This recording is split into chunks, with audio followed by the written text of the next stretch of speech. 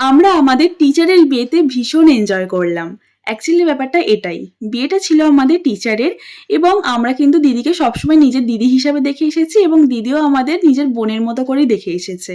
তো এখানে দেখো নিত্যকনের নাচ আর ব্রাইড তো ওই দিনকে ভীষণ ব্যস্ত ছিল। অ্যাকচুয়ালি ব্রাইড সে তো ব্যস্ত হবেই। তাও আমি দিদিকে বললাম, "দিদি আমার ভ্লগ চলছে একটু হাই করে দাও।" তো দিদি দেখো কত মিষ্টি করে হাই করে দিল। আর এটা হচ্ছে দিদির দিদি মানে বড়দি। বড়দিকেও কিন্তু সেদিনকে ভীষণ মিষ্টি লাগছিল। আর আমরা এখানে ডিসকাস করে নিচ্ছিলাম যে বৃদ্ধির ফটোশ্যুটটা কোথায় গিয়ে করলে বেটার হবে এবং আমি একটা জায়গার বললাম, তো সেখানে গিয়েই ফটোশ্যুটটা হলো। আর এখানে এসে দেখি এরা কোথাও একটা তাকিয়ে আছে, এরা ভাবছে এটা জল না মাঠ। আমি বললাম না এটা জল। এবং এখানে দিদির ফটোশ্যুটও স্টার্ট হয়ে গিয়েছিল আর আমি তো সবাইকে নিয়ে ভিডিও করে নিলাম। আর আমি এইরকম করছিলাম কারণ এরপর বলছিলাম এর পরে হচ্ছে পিয়ার পালা, তাই জন্য এইরকম করে দেখাচ্ছিলাম। আর দিদি এখানে বৃদ্ধিতে বসেও গিয়েছিল আর বৃদ্ধি কমপ্লিট হতে হতে অনেকটা লেট হয়ে যায়।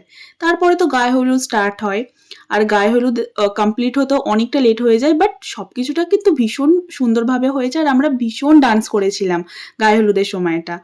আর এই করতে করতে এই দেখো এই সময়টাও চলে এলো আর আমি তো সরে গেলাম কারণ জল ছোড়া হবে আর সেই সময়টা কিন্তু অনেক ঠান্ডা ছিল। তো আমরা খেতে যাব বলে দিয়ে যাচ্ছিলাম ভেন্যুর জন্য। ভেন্যুতেই কিন্তু দুপুরের আয়োজনটাও করা হয়েছিল।